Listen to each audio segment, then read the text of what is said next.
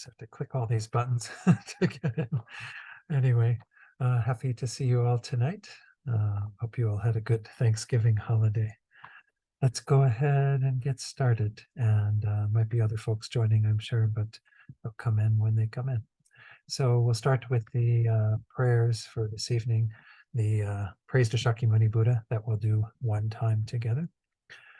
To the founder, the endowed transcendent destroyer, the one gone beyond, the foe destroyer, the completely perfected, fully awakened being, perfect in knowledge and in good conduct, Sugata, knower of the world, supreme guide of human beings to be tamed, teacher of gods and human beings, to you, the completely and fully awakened one, the endowed transcendent destroyer, the glorious conqueror, the subduer from the Shakya clan, I prostrate, make offerings, and go for refuge. And we'll do the short mandala offering. This ground, anointed with perfume, strewn with flowers, adorned with Mount Meru, 4 continents, the sun, and the moon, I imagine this as a Buddha field and offer it. May all living beings enjoy this pure land. Idam Guru Ratna Mandalakam Niryata Yami. Then Refuge in Bodhicitta, as usual, we'll do this the first time in English, just to bring the thoughts to mind of Refuge and Bodhicitta as we recite that, and then twice in the Tibetan. I go for refuge until I am enlightened, to the Buddha, the Dharma, and the Supreme Assembly. By the merits I create through listening to the Dharma, may I become a Buddha in order to benefit all sentient beings. Sangye Chodang Soki Choknam La Jangchu Bardu Dakni Kyapsu Chi Daki Chunyen Gipe Sanam Gi Dola Penchir Sangye Drupar Sho Sangye Chodang Soki Choknam La Jangchu Bardu Dakni Kyapsu Chi Daki Chunyen Gipe Sanam Gi Dola Penchir Sangye Drupar Sho. Okay, let's do a short meditation. Again, just spend a few minutes focusing on the breath to calm the mind a bit, let go of whatever distractions, preoccupations you might have from your day. And then after that, I'll come in and lead you in a short reflection to set our motivation of bodhicitta for tonight. So again, work with the breath in whatever way you prefer. So we'll begin the meditation now.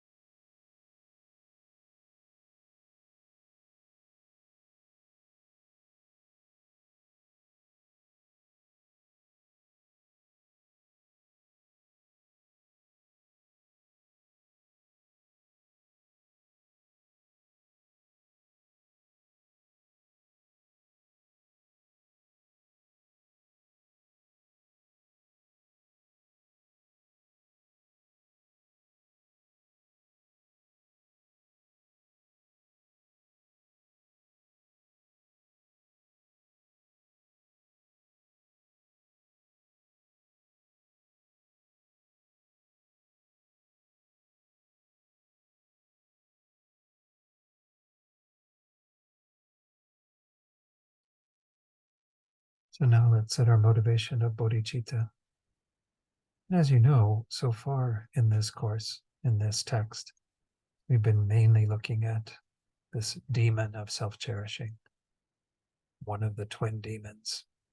And this is in most mind training or Lojong texts, this is the main target, because they're designed primarily to help us to cultivate bodhicitta, to overcome our habitual patterns of self-centeredness, and to adopt the mind that cherishes other beings greatly. And tonight we're going to be concluding this section before going on to discuss the second demon, the demon of self-grasping. So I thought in setting our motivation, just kind of reflect on these last 10 weeks and look at from the perspective of, is there something that has changed in you on the basis of these teachings? Some greater awareness that you've had around the role that this self-centeredness, self-cherishing plays in terms of our own suffering, the ways that it can manifest, creating habitual patterns that are not conducive to our being of benefit to others. And maybe for some of us, we've changed in a number of ways, but just to reflect, if there's at least one way that you can examine your own behavior, your own thoughts over the last 10 weeks and see that there's been some shift, some change in the way that we go about our day to try to reduce this tendency to hold ourselves as more important than others. So just take a moment to reflect on that and bring that to mind with a very joyous heart.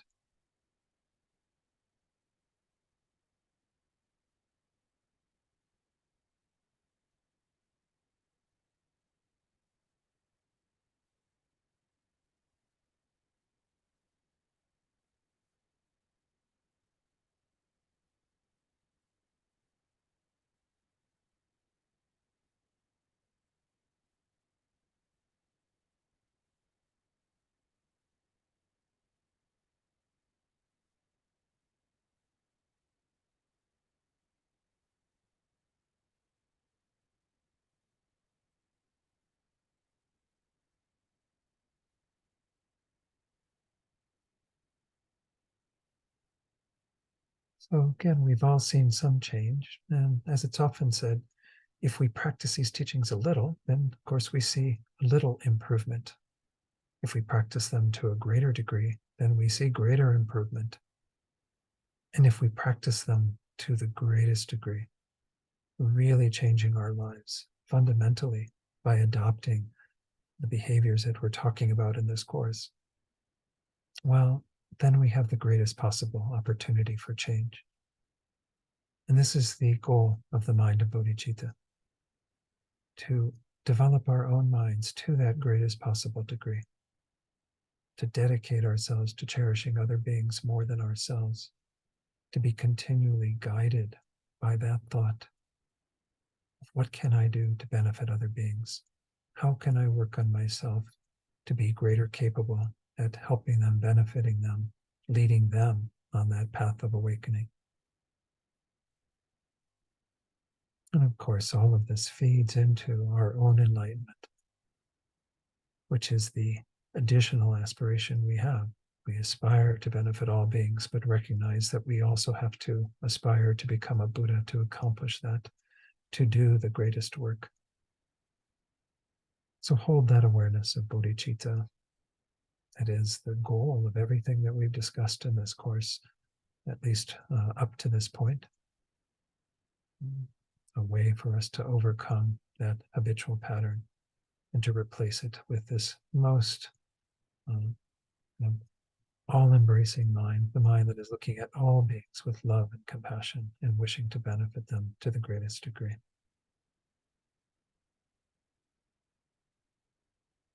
And when you're ready, you can open your eyes fully, and we'll begin. Okay, so as I said in the motivation, tonight we're going to finish off. I'm determined to finish it off the section that has to do with conventional bodhicitta, because we only have one more class remaining. And in that class, we will go through the final section on ultimate bodhicitta. So let's go ahead and start getting into the text, because I think it's important that we just plow through and again give some space and time. I'm not going to be like rushing through all of this. I want to be sure that I cover everything well enough, but nonetheless, I do want to kind of cover a fair amount of material tonight. We're going to try to get to verse 102. We're starting at 89, which is where we left off last week. Remember that we're in this section where the first two lines are indicating a particular way of behaving or an attitude that we have that needs to be gotten rid of because it's motivated by the mind of self-cherishing. And so that wish to have it be demolished, eliminated, is in the last two lines. So verse 89 says, without being ashamed with regard to sources of shame, we wrongly consider that which is not shameful, the Dharma, to be shameful. So this is kind of a reversed way of thinking, right? Instead of being ashamed or in some way avoiding then behaviors that we are supposed to be ashamed of, that we are not supposed to be engaging in, we don't do that. And we wrongly consider that which is not shameful, the Dharma, to somehow be shameful. Again, we might be in particular situations where that might occur. Maybe for most of us, it doesn't happen that often, but it can happen. So again, this is that rant and rave on the head of the conception that brings about our ruin, to the hearts of the enemy, the self, which again is self-grasping, and its executioner, the self-cherishing mind, Maraya. So Geshe Jampa says in his commentary, to engage in that which is not Dharma, negative actions, these non-virtuous actions, is a source of much shame and condemnation, right? We should be ashamed when we go to that place of committing these non-virtuous actions. We should have some kind of remorse and regret at having done that. Nonetheless, he says, in addition to not considering them to be shameful, we just go about them and commit them without any regard to how inappropriate they are. We continue to engage in them with enthusiasm. We even take delight in engaging in those. Not only, again, do we not have a regret, but we even rejoice in them sometimes. And then in regard to the second line, furthermore, those who, having renounced this life, set aside status, wealth, enjoyments, and so on in order to accomplish the welfare of future lives, are people who practice the completely pure Dharma, right? This is what it means to be a genuine practitioner, is to have renounced this life.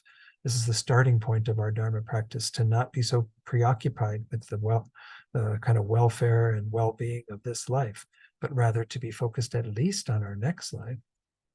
And it says, these are the people who practice the completely pure Dharma. In addition to it not being suitable to consider them to be a source of shame, we should rejoice strongly in them. So we should be delighted seeing others who have done this. Oops, sorry about that. And it says, on the other hand, the opposite is to consider them wrong by thinking that the Dharma is shameful, saying, having set aside status and all such enjoyments, he or she or whoever has decided to act like a pauper. So sometimes we may have that attitude towards people who have really dedicated their lives to Dharma. We go, well, why are you doing all that when you could be enjoying life? But I think there are other ways too, where perhaps we're not as committed to the Dharma in our lives, kind of see it as maybe some source of shame. I'll use just an example that I came up with before class. Like, we just had the holidays, and the holiday season is upon us now, and a lot of people go to gatherings. But say you got together with some people who you haven't seen in quite a few years, and they don't even know that you're practicing Buddhist, and maybe you do have a vow not to drink alcohol, and suddenly you're back in that group of people, and you're even afraid to tell them that you have this vow, much less to deal with the pressure from them to drink or whatever. And you may even drink and not think anything of it. That's kind of like the first action, right? Those actions that are said to be somewhat shameful, certainly breaking a vow. If you don't have the vow to not drink alcohol, there's nothing kind of inherently shameful about drinking alcohol. But if you do, then you are going against one of the precepts that you've taken. And of course, that's the negative action. But you are in the process of that, you're also kind of being sort of ashamed of the Dharma. Not wanting to reveal that to others, that you actually are holding that vow, and that this is a commitment you make to avoiding alcohol and intoxicants for the sake of keeping a clear mind and avoiding misbehavior that might arise from intoxication and all that. So again, this is just one example where I think we can also see that there are other ways that we might have a shame for the Dharma while having no shame at all with regard to negative actions, such as breaking vows and what have you. Okay. Let's do the slides here. Again, I don't think I have too much for 89, nothing at all actually, but I want to use this to introduce verse 90. Verse 90, again, A, B, the first two lines, is a summary of all that we have examined and everything negative not examined, followed by the same refrain invoking Yamantaka, concluding this section of the text. So this is the end of this particular section. But again, it's not completely over the conventional bodhicitta. We've got a number of verses to deal with that yet. But this kind of brings that to a conclusion. So you can hear in the tone of this, it's very general. Whenever we act without doing even one thing properly, we do every deed that is unsuitable. It's not saying that everything we do is unsuitable, but it's just saying that we have that tendency of not doing things properly, doing a lot of things that are unsuitable. Even though we have a commitment to the Dharma, our actions sometimes don't accord with that, particularly in regard to those things that are products of the mind of self-cherishing, products of our tendency to be focused on our welfare alone, and again, often harming others along the way as we pursue that. So let's see what Geshe-la says about this in his commentary. He says, moreover, this list of the faults produced by self-cherishing is seen by means of expressing many of the biggest ones to be endless. Therefore, it is asserted to have been taught through summarizing them. So again, this is just his way of saying that, there are many faults to the mind of self-cherishing. I even encourage you to look at the teachings from Rinpoche in Bodhisattva Attitude that talk about some of those faults. But we've been looking at the faults of the mind of self-cherishing since we started this course, and we see how detrimental it is to us. So this is kind of a way of expressing, having expressed many of the biggest ones, to kind of teach it in a very general way, a summarizing way. Then he continues, in brief, whenever we act, we do not carry out properly even one of the completely pure methods for attaining liberation and omniscience.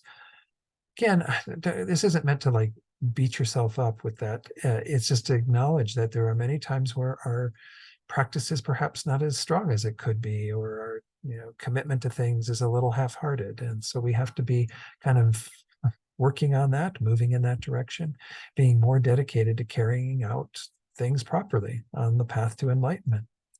Then he continues, from beginningless time we have engaged naturally, meaning kind of without any problem, with great ease. We just naturally engage in every deed that is unsuitable, all the negative, non-virtuous actions. So again, he says, having seen this, that this is the one who makes us do this, is also, none other than the enemy self-cherishing. We say rant and rave on the head of the conception, da-da-da-da-da. Okay. So now we are entering into another section. Let me go to the chart. Again, we have verses 50 through 90 was where we were doing this requesting of Yamantaka to remove self-cherishing and self-grasping.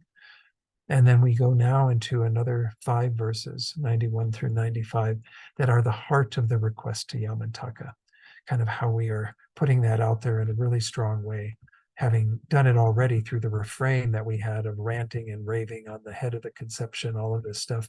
Now we're going to make a much more heartfelt plea to Yamantaka, help us do this work, help us accomplish this. But recall that Yamantaka, we have a sort of external Yamantaka who is this manifestation of the Buddha's enlightened mind, but we are more about kind of awakening that wisdom energy within ourselves.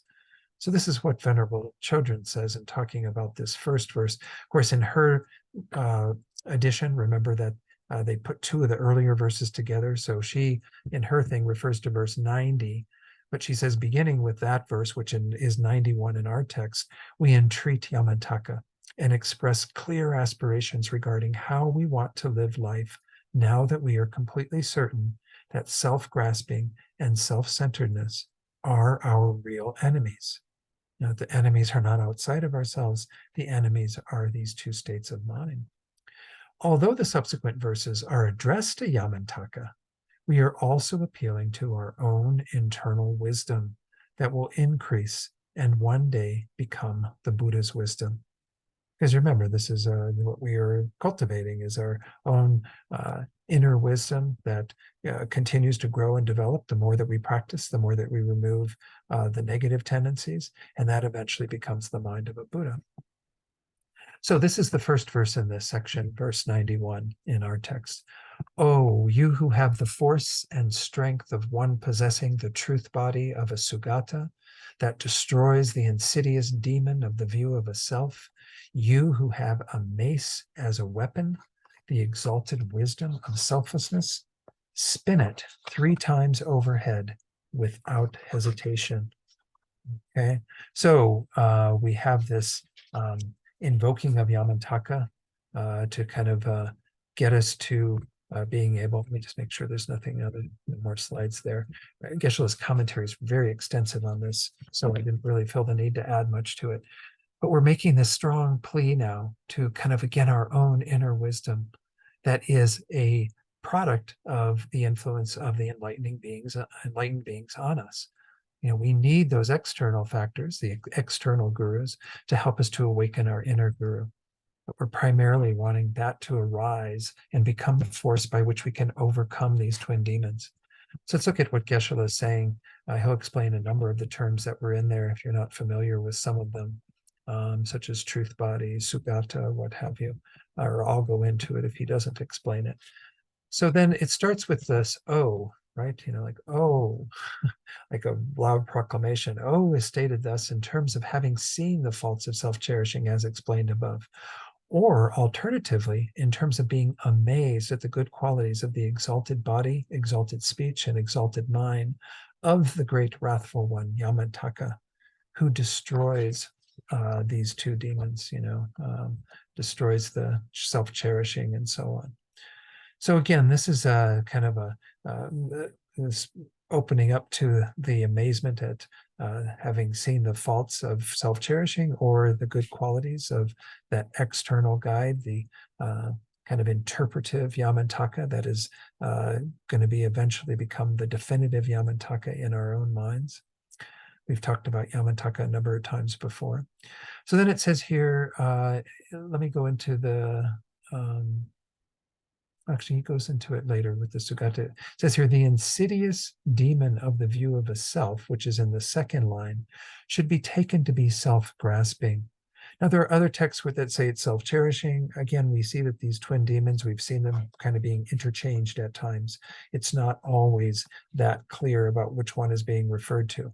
This whole front part of this text, as I've been explaining, is mostly about self-cherishing. So it would make sense to think that we would primarily be looking at the self-cherishing. However, in the very next line, it talks about the exalted wisdom of selflessness, which is getting into the teachings on emptiness that we'll go into in more detail next week in the final class when we look at those verses pertaining to ultimate bodhicitta.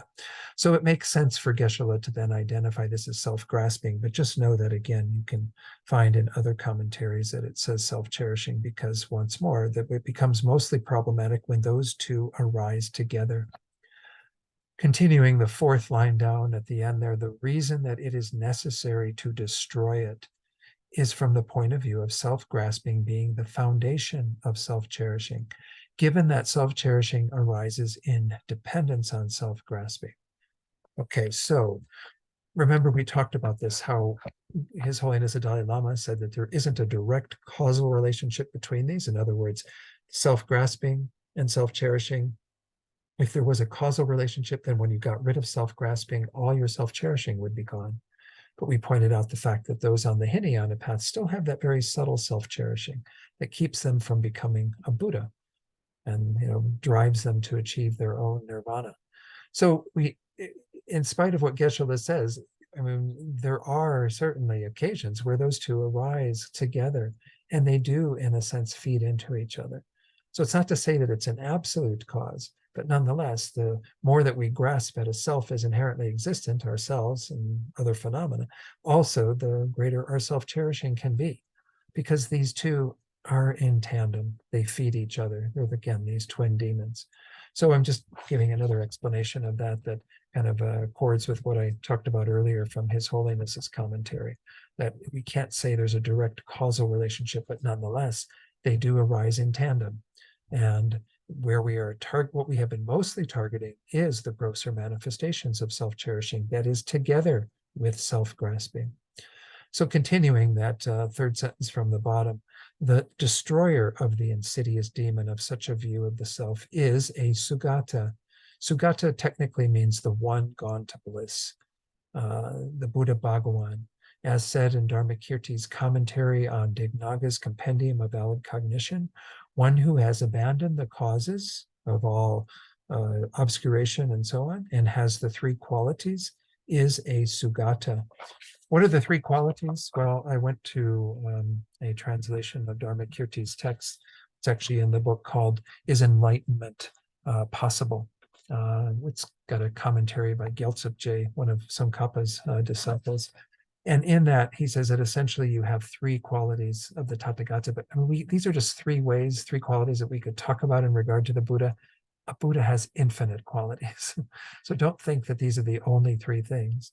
The first one is goodness or excellence, meaning kind of the perfection of the qualities of that being. There's nothing better. It's the supreme being, supreme product of spiritual evolution, if you will. Secondly is irreversibility, that there's absolutely nothing that can deteriorate within the mind of a Buddha. The Buddha will remain in that state forever, never reversing from that. The third is a quality of being what they call remainderless. The idea is that your process is complete. There's nothing left over to get rid of. Sometimes they talk about like the aggregates of a contaminated being and what have you. All these sorts of things have been left behind. The Buddha's without any of that remainder.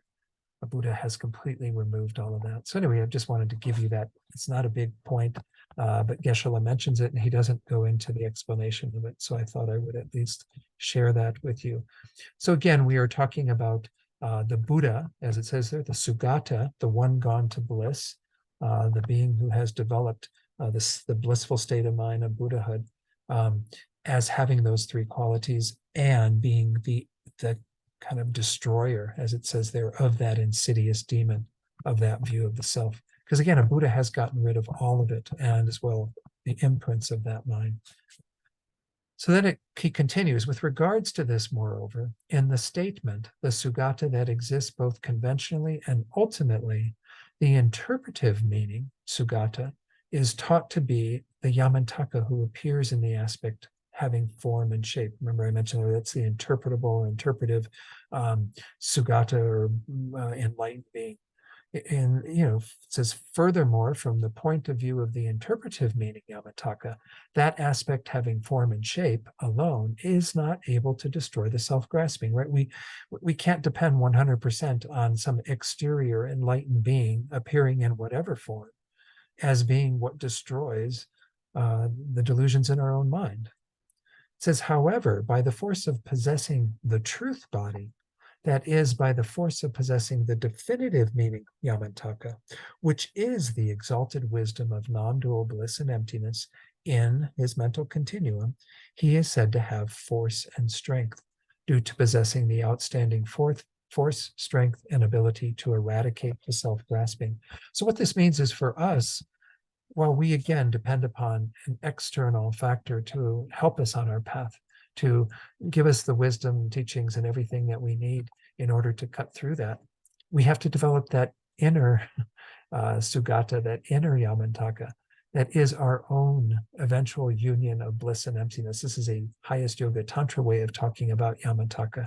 Remember that that's kind of the way, since Yamantaka is of that ilk, he's a tantric being. We're talking about the fully evolved state of the union of this very blissful mind together with this wisdom mind, and these two coming together. And so again, we have an external appearance of that, but the internal accomplishments of that, the removing of all the obscurations through practicing, particularly the tantric path, is what we are primarily talking about developing and needing to develop in order to accomplish the complete removal of self-grasping and, of course, all the imprints of self-grasping that are blocking us from becoming a Buddha.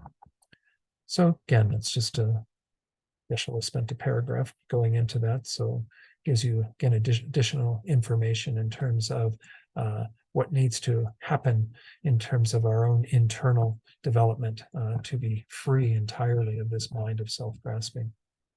Now, in the third line, I think it was, we saw this idea of Yamantaka having a mace as a weapon.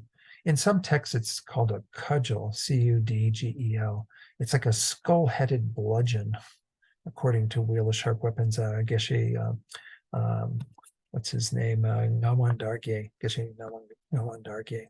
It's kind of has a handle made of human bone with a skull on top, and the skull actually symbolizes impermanence. But whatever it is, mace, this cudgel, whatever, this is representative of the exalted wisdom of selflessness. Okay. So let's look at how that's explained further. He says, what destroys the self-grasping? It is destroyed by the exalted wisdom realizing selflessness. That's the mace, that's the cudgel. Therefore, selflessness in that line, right after it says, you who have mace as a weapon, the exalted wisdom of selflessness. Selflessness indicates the wisdom realizing selflessness that is shared by the perfection vehicle. Again, in the tantric vehicle, the Vajra vehicle, it's the same wisdom realizing selflessness. There's no difference in emptiness. And we're going to talk about emptiness again next week. Whereas the exalted wisdom, because it said exalted wisdom of selflessness, is the exalted wisdom of, once more, non-dual bliss and emptiness.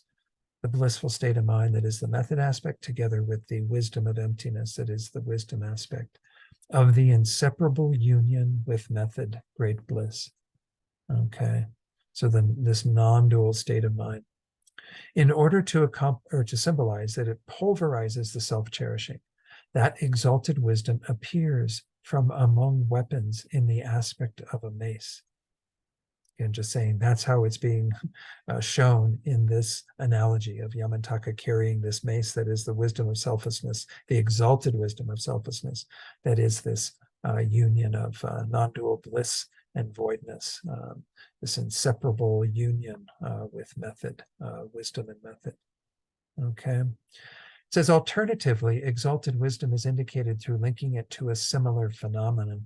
To spin it 3 times, again, I'm not sure, he didn't really explain that line so much. I guess he's just saying you could just say that it's related to the exalted wisdom that is cultivated by the Buddha. Again, and even in the Sutra Path, you do talk about exalted wisdom, so it's not necessarily a tantric realization. But anyway, that's my guess as to what he's saying there. He says to spin it 3 times overhead. We've seen that earlier in other verses, right? Without hesitation is to spin it against the 3 objects to be destroyed. Now, the first 2 are the same. The last one is slightly different than what we saw before. First is the self-grasping, right? Second is the self-cherishing produced by it or that arises with it. And third is the form aggregate produced by both of them. In other words, the compounded aggregates that we continue to have taking rebirth under the control of our self-grasping. For the third one, previously, when we saw that come up the 3 times when we were beginning this section on making requests to Yamantaka, that one was actually the imprints of both self-grasping and self-cherishing. But here it's actually identified as the form aggregate, the bodies that we appropriate as we go under the control of self-grasping from life to life.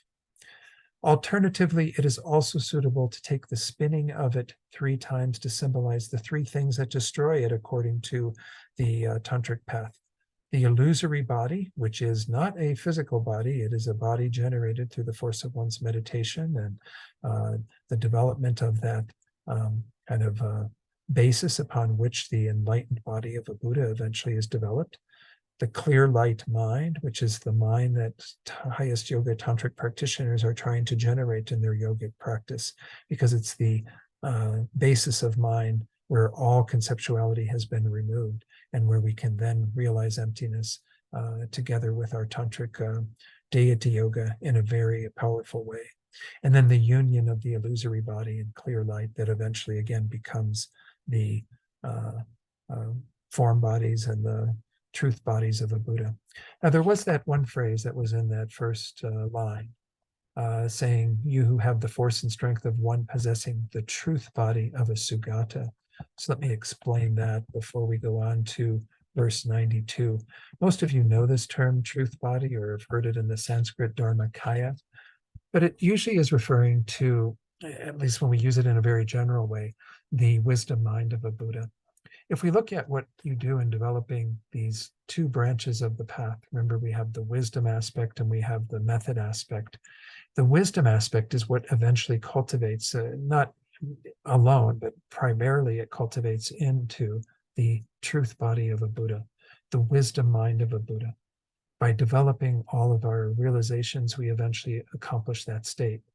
Now, it's together with what's called the nature truth body, which is the emptiness of that mind, as well as the complete abandonment of all the obscurations. But in simple form, we usually talk about this truth body as being the wisdom truth body, the enlightened mind of a Buddha. It's the fulfillment of your own welfare. It's kind of the goal that you are set for in terms of your own development, is to develop the truth body, because it's then from the space of that wisdom that you are then able to create what are called the Rupakaya. The Rupakaya are the form bodies of a Buddha. You know, Buddhas in the truth body, if they were just Dharmakaya, just this wisdom mind, how would we ever benefit from that, right? Because it's just a mind that has achieved this exalted state, completely purified, completely developed, but it needs to manifest in some way, right? So Buddhas need social aspects as well as their own private solitary aspect of having developed their mind completely. The social aspects of a Buddha are the Rupakaya, the form bodies of a Buddha. There are two main ones, just so you know. The one is called the complete enjoyment body, which enjoys the Mahayana Dharma in a pure land, where Arya bodhisattvas who have had a direct realization of emptiness, can partake of that pure Dharma, can enjoy the Dharma with that being in their own little pure land that they have created through the force of their realizations. So the complete enjoyment body is not a body that we can access as ordinary beings. So you have to become a superior being, have that direct realization into emptiness, as well as, of course, be a bodhisattva, so that you can then manifest in those realms and partake of the Mahayana Dharma that is given by those exalted beings, those complete enjoyment bodies. That kind of abides forever in that state. That's the Buddha's own kind of pure land that they have developed, again, through the force of their actions. But also there are what are called emanation bodies. Emanation bodies are all the other ways that Buddhas can help sentient beings. It's said that Buddha Shakyamuni was an emanation body, what's called a supreme emanation body, because it's an appearance of a Buddha in this world to start the wheel of Dharma turning in this world system, as the Buddha did 2,500 years ago. So again, we have those ways that Buddhas manifest as in beings who appear to be a young prince who goes through this spiritual quest, who becomes enlightened under the Bodhi tree and all this. But there's also myriad ways that Buddhas can appear to us. They can be rocks or bridges or cars or any other inanimate object. They can be animals. They can be human beings. They can be whatever. I mean, Buddhas can appear in a variety of forms for ordinary beings. And of course, they can also do that for superior beings, but superior beings do have access to the complete enjoyment body. Whereas we have greater karmic obscurations, the ways that Buddhas try to get to us, that they are working on getting to us. And it's complete from their side, just that we have the karma to only experience them in limited ways, is through what are called the emanation bodies. So anyway, that's just a little kind of brief explanation of the bodies of a Buddha, the kayas. But don't think they're all physical bodies. It's only the emanation and complete enjoyment bodies that have some level of physicality to them. The truth body, the Dharmakaya, is that wisdom mind. Again, that manifests in those form bodies for the sake of sentient beings. All right, let's go on. I don't think there was much more. I don't think I have anything in the slides, but let me jump back there just to be sure. This is the next verse, verse 93. All the dukkha, most of you know this term, it was used in the first discourse of the Buddha to refer to the first noble truth, the truth of dukkha, this unsatisfactoriness, often translated as suffering. All the dukkha that exists on the ground of cyclic existence, please be sure to heap it on the self-grasping. Wherever any of the 5 poisonous afflictions exist, please be sure to heap it on this one of similar type. This one of similar type is the mind of self-cherishing. So we have both of these demons. We're kind of heaping, throwing the suffering and the sources of suffering, the 5 poisonous afflictions on that. So what is this talking about? This, of course, is talking about Tonglen, the first part of it of taking, right? We've talked about Tonglen previously, and it's one of the main practices of Lojong. And here we are thinking about all the dukkha, all the suffering that exists, heap it on the mind of self-grasping. All the poisonous minds, the afflictions, heap that, place that on this mind of self-cherishing. Again, that's how this explanation of kind of taking all this on. I do want to say something about that. We're going to go to the commentary, and you'll see that we use this idea of I'm going to kind of take away all the afflictions of other beings and place them kind of willingly, take them into myself or whatever. It doesn't mean that you want to have a mind that's more afflicted than the one you currently have. It means that you are going to take on all the suffering that it is there for beings by being under the control of these deluded states of mind. And you're going to willingly experience that so they can be free of it. Doesn't mean I'm going to, take on everyone else's attachment so I can be an even more attached being. That's not the point of it. The point of it is I want beings to be free from not just the suffering that is caused by the delusions and karma, but even the delusions themselves that are suffering in nature. Because a mind of anger, a mind of jealousy, a mind of greed, these are suffering states of mind. I don't want beings to have those minds. I don't want them to experience the suffering that ensues from them. So I want to take that all on myself. So it's not to say that, you should want yourself to become more deluded through the force of this. You just want sentient beings to not have to be under the control of such crazy states of mind, because we see, how much they suffer from it, how much we suffer from them.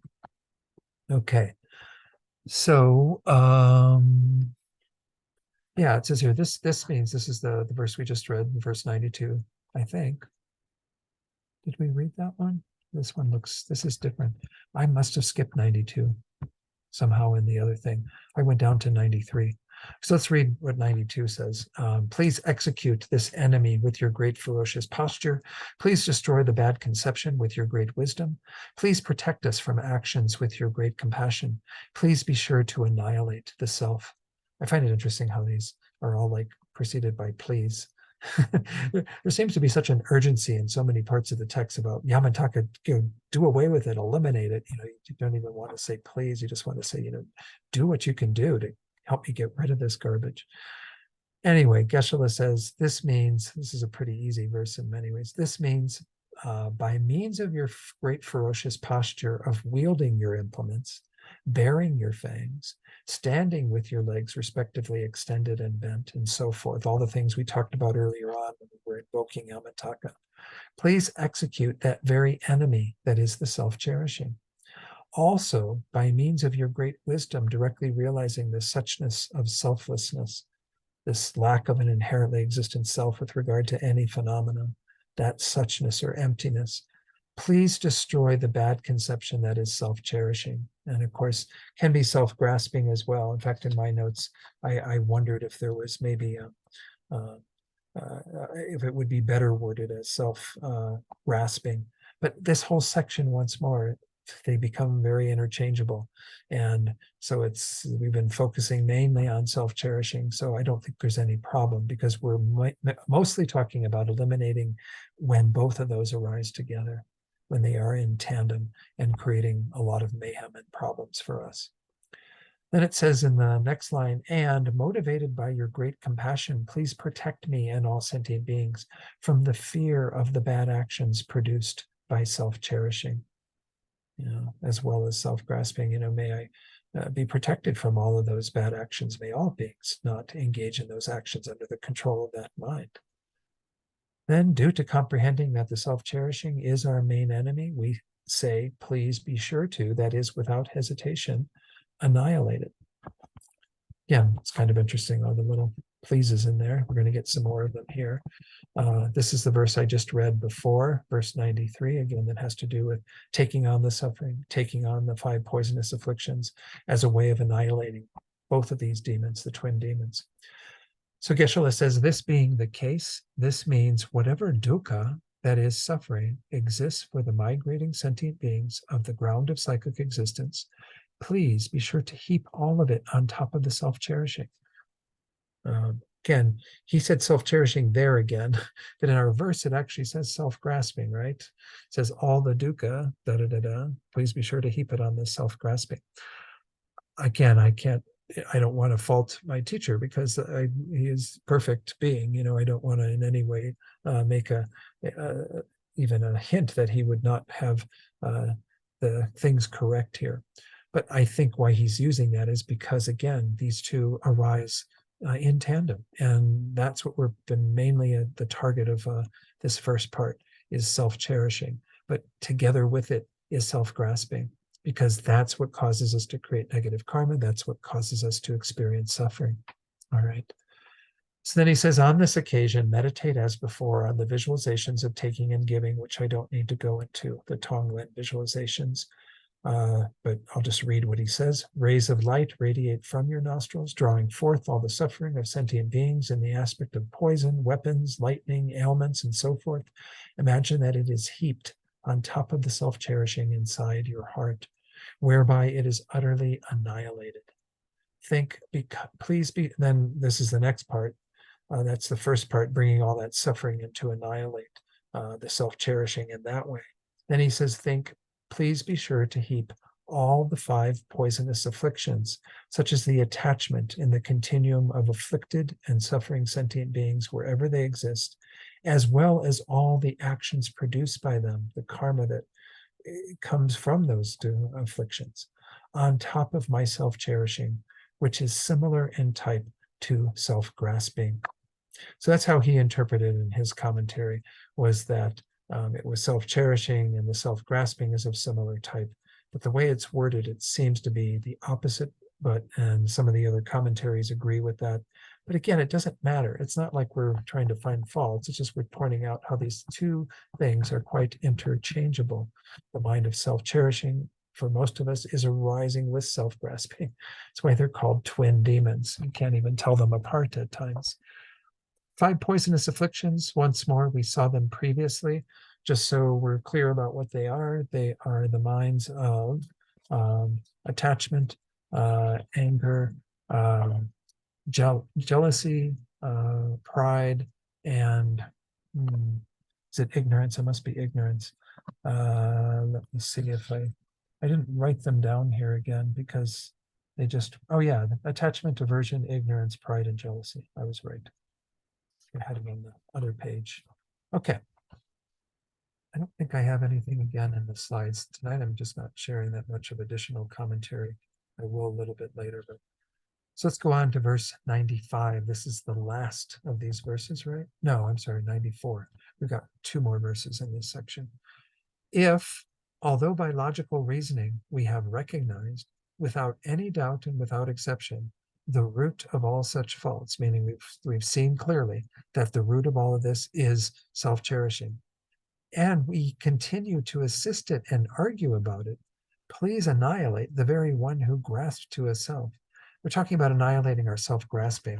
There is one commentary where it talks about that you're going to be even wishing for yourself to be annihilated, like your physical self, just come just demolish me if I'm not able to kind of do something to overcome this self-cherishing after having seen that it's the source of all my problems. But the idea is that you want to get rid of that other demon as well. Because certainly if we got rid of the mind of self-grasping, the self-cherishing wouldn't be arising in those coarser ways. Because as I said earlier tonight, it's the very subtle form of self-cherishing that can be there without self-grasping. And that's that mind that is together with the realizations of a hearer and a solitary realizer, those on the Hinayana path that are intent upon achieving their own liberation. They are able to accomplish that goal, but they have not yet addressed this very subtle form of self-cherishing that blocks them from the bodhisattva path, that blocks them from being on the path to full enlightenment.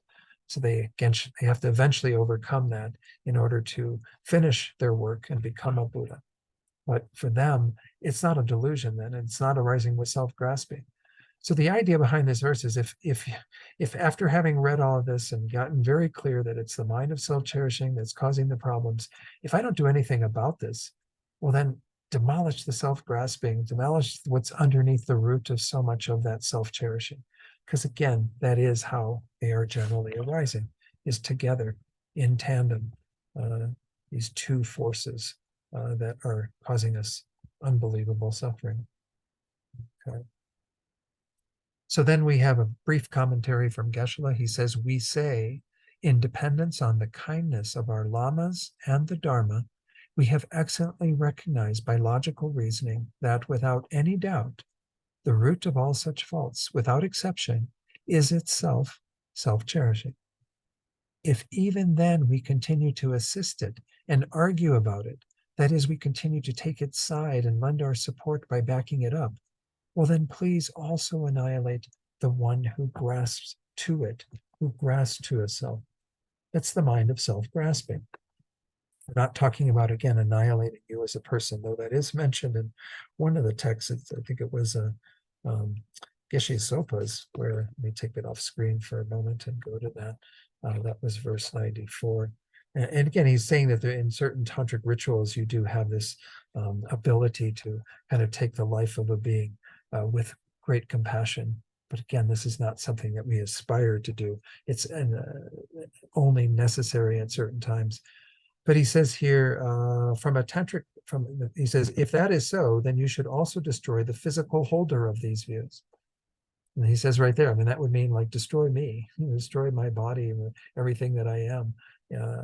But it says here then, from a tantric point of view, it is considered preferable to destroy the physical body of an evil spirit or demon that contains such non-virtuous thoughts in order to bring it to a better life. This can only be done by a high tantric practitioner who has great compassion and wisdom. For such a person, such an action will not have negative consequences. Even negative actions like killing, stealing, and sexual misconduct can be as beneficial as medicine for those types of practitioners. But again, the main concept that Geshe-la was emphasizing, and again, even in the commentary that he gave on his written commentary, he says that this is invoking Yamataka to destroy then that which grasps at that self, which is our self-grasping mind, that is clinging to this strong sense of an I that is, again, generally arising together with the mind of self-cherishing. So if I don't do anything about this, well then help me get rid of that deeper error that I'm making. Again, and that's the whole next section that we're going to go into. We'll get into that in more detail, how we overcome our misconceptions of self, an inherently existent self. So now we have verse 95.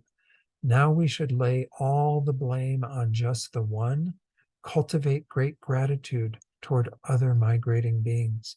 Take that not wanted by others upon our continuum and dedicate our virtue to all migrating beings. So I found this kind of interesting. These first two lines are actually they're almost identical to two consecutive slogans in Geshe Chiikawa's 7-point mind training. Let me show them to you and you can see the similarities, but these are kind of, again, at the heart of so much of our Lojong practice. Again, now we should lay all the blame on just the one, cultivate great gratitude toward other migrating beings.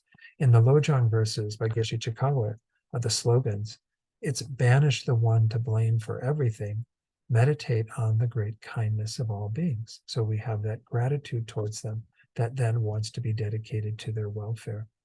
Okay, so let's take a look at that again and talk about it a bit, Geshe-la's commentary. But the idea behind this is that when we say lay all the blame on just the one, banish the one to blame for everything, we're talking about the mind of self-cherishing. That's what should be banished. That's where we should lay all the blame. That is the culprit. We've found who is responsible. It's the mind of self-cherishing. Then secondly, cultivate this great gratitude, this recognition of the kindness of other migrating beings. That, of course, furthers our desire to cherish them. So the first one is is annihilating self-cherishing, and the second one is adopting cherishing others through really holding them dear, thinking about the incredible kind of benefit that we've received from them. So it says there in the commentary, now we should lay all the blame solely on the self-cherishing in our own continuum. It's nobody's fault. It's the responsibility of our own self-cherishing. We should not lay it on anyone else, he says. All other migrating beings are very kind. Even the human body that we have presently obtained arose in dependence on having created virtue in our past rebirths. And that virtue definitely arose in dependence on other migrating beings. This is the main cause of having this human rebirth, is to have practiced virtue, such as not killing the bodies of others, not stealing from them, not harming them through our words and other actions. So again, this is what we have to bring to mind. We depend upon others even to get this human rebirth. So then he continues in that fifth line, having thought about how other beings have been very kind to us, as illustrated by that, we should cultivate gratitude toward them.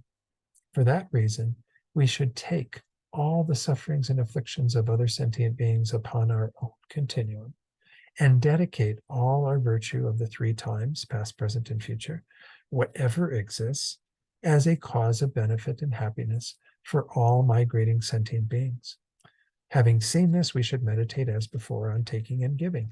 So these last two lines are kind of the instruction to how to work with Tonglen in response to the first two thoughts, that our self-cherishing is to blame, that the other beings have been incredibly kind. Therefore, we want to take the suffering and what is not wanted by those beings upon our own mind and dedicate all of our virtue, all of what we have that is good for the welfare of others. So again, this is just another emphasis on Tonglen, on taking and giving in this section.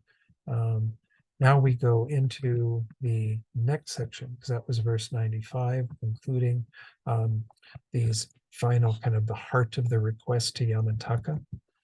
Now we have what are called here dedication and aspiration prayers. For some of these, there's a little more to say than others, but there's really, I don't know, not a whole lot to say, but I'm sure I'll fill up the time nonetheless, because we have quite a few verses yet in this section. And then maybe I can start to introduce ultimate bodhicitta if we have time tonight. Verse 96 says, thus, by taking upon ourselves all that is done in the three times by the three doors of other migrating beings, again, through that act of taking away all of their negative karma, all the suffering they have to experience on the base of that. We're hearkening back to the very beginning of the text here. Just as peacocks possess the splendor of poison, may the afflictions become an assistance to our enlightenment. So we're going back to hearkening back to that initial analogy that was used, that in mind training, what we are trying to be are like the peacocks that willingly go to the poison grove where the wolfsbane is, where they can partake of that will cause death to other beings who are not so heroic. But for the heroic bodhisattvas, like those peacocks, they will actually be able to partake of that. It's again the same idea that we've been working with in regard to the practice of Tonglen, the suffering of other beings and their afflictions and so on. All of this is meant to be grist for the mill to help us to generate even deeper compassion, deeper commitment to the welfare of others.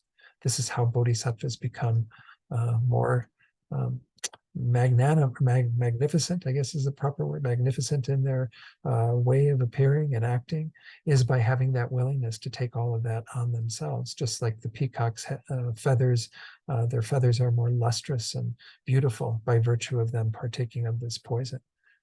So again, this is the idea behind this taking, is that we want to be continually dedicated to thinking about others, thinking about their suffering, thinking about our desire to benefit them, to remove all of that, to take it upon ourselves. So again, that was back in verses 1 through 6, where we saw that analogy of the peacock in the poison grove. It's the title of Geshe Sopa's book is. So let's go to Geshe-la's commentary on this verse. He says, in this way, we make great waves of prayers, saying, in dependence on taking upon my continuum, all the actions done by other migrating sentient beings in the three times, past, present, and future, by way of their three doors of body, speech, and mind, as well as all the afflictions that exist. May all these actions and afflictions assist me without becoming interferences to my virtue, just as when peacocks eat lethal poison, it not only does not harm their body, but their plumage, splendid coloring, and so forth increase, and their beauty. They become more beautiful beings by virtue of eating that poison. Bodhisattvas too become more beautiful in their being and their way of progressing on the path by virtue of using suffering, karma, the afflictions of others as the medicine that they take. Even though it's poison for others, the bodhisattvas can convert it into compassion for others, concern for others, and diminish their self-cherishing. Last sentence of this: also, without this being merely for my own sake alone, may I attain unsurpassed enlightenment for the welfare of all sentient beings. Again, we make that wish for us to attain unsurpassed enlightenment, but it's not for our sake alone. It's for the welfare of all sentient beings. Remember, that's the main target, is to be able to benefit all beings. But we have to become a Buddha to do that. Now we have the root pertaining to giving. So we had that one focused on taking away the karma and afflictions and suffering. This is by giving our roots of virtue to migrating beings. Just as a crow that has eaten poison is cured by medicine, may we uphold the life of liberation of all beings, and then may they quickly attain the Buddhahood of a Sugata. So this is kind of like this idea. Remember, the crows were also mentioned. In that case, it was like the cowardly crows, right, who didn't have this courageous mind of the bodhisattvas, who, if they tried to use a similar method of working with the afflictions and poison, or the suffering that's poison, comparable to the poison of the for the crows, well, they would have this kind of unfavorable effect. They wouldn't be able to actually use it in a positive way, because they lack that heroic courageousness of the bodhisattvas, of the peacocks, who are, again, partaking of the poison and becoming more beautiful. But the idea of what we're making here is, when we're giving our roots of virtue to others, we want to think of it as if we are giving others the medicine that will help them to overcome all of what is blocking them, all of what is keeping them from achieving their kind of peacock state, if you will, all of those cowardly crows that are out there. Just as, if you had beings who had some malady, you would want to be able to manifest your virtue in giving them medicine to alleviate their sickness first, and then help them on their path. But this whole idea of the giving side of Tonglen, we're working with the idea of the crows who have become sick, in a sense, or who are, not completely well. Whereas we, as the bodhisattvas, are comparable to the peacocks that are becoming more powerful and beautiful by virtue of working with the poison and the afflictions and suffering in this way. So Geshe-la says, we say in dependence on giving and dedicating all my roots of virtue to migrating sentient beings, just as a crow that has eaten poison and is close to death is cured by water, medicine, and so on, may the migrating beings who, due to being under the control of actions and afflictions, let me push it up here, and completely tormented by suffering, are close to cutting the life vein of virtue, may those beings who are in that state be cured. That is, just as the bodily strength thoroughly increases due to the conventional and ultimate minds of enlightenment, in dependence on giving and dedicating all my roots of virtue in this way, may I uphold this life of liberation of all embodied beings, which is close to being cut, and then may all of them before long quickly attain the state of a Sugata Buddha of Bhagawan. So again, a lot of words, but it's getting at this whole idea that what you want is, when you're giving your roots of virtue to others, is to become exactly the medicine that helps them to overcome their own deluded states, their own poisoned minds, and freeing them from that. This is where, when we do Tonglen, I think I even mentioned this when I went through the instruction earlier, it's perfectly fine to start with kind of the things that beings need in a more temporal way. Like if you've got people who are in a war-torn country, such as what is happening in parts of our world right now, you can't just like throw these more final things to them, like I'm going to send them all the Dharma teachings and send them gurus or whatever. I mean, they need to be physically comfortable first. You need to kind of remove all of the war and things that's happening and give them, the sustenance and the comforts that they need in order to have a better basis upon which to develop their spiritual selves. So again, it's perfectly fine to start with kind of the baser needs that beings have to have in order to be in some sort of position to begin that spiritual work. Kind of is a stepping stone to get them there. It's not the final goal. I'm not going to just send, money and food and everything to everybody in the world and stop there, because the Bodhisattva doesn't want to just become a cause of that. They want to become a cause of bringing beings to ultimate happiness. The ultimate welfare is to get them to enlightenment. So this is what's happening in here. When we're sending out our roots of virtue, we want to make sure that we're holding in that in mind, that we want to be about creating the causes for the ultimate welfare of beings in the end, even though it might be a more immediate, addressing their temporal needs. Main goal, and of course, is to get them to complete enlightenment themselves. Okay, so again, we're comparing other beings to kind of these crows that have eaten poison, that are continuing to partake of the delusions and suffering from that because they don't know how to work with them. They don't have the Dharma, the precious Mahayana Dharma in particular, that allows them to do that. The next verse, 98, as long as we and those who have been our parents, which of course includes all beings, right? We're not just talking about our parents of this life. We're talking about all our mother and father sentient beings, all the beings involved in beginningless rebirths, in helping us to have existence, helping us to have the bodies that we possess. The body you have now came through the kindness of your mother and father. Without attaining enlightenment. So it says, as long as we and those who have been our parents without attaining enlightenment in the abode of Akanishta, this highest pure land. So since as long as beings haven't yet attained that, due to our actions, wander in the 6 migrations, the 6 realms of the desire realm that are often extended to the form and formless realm.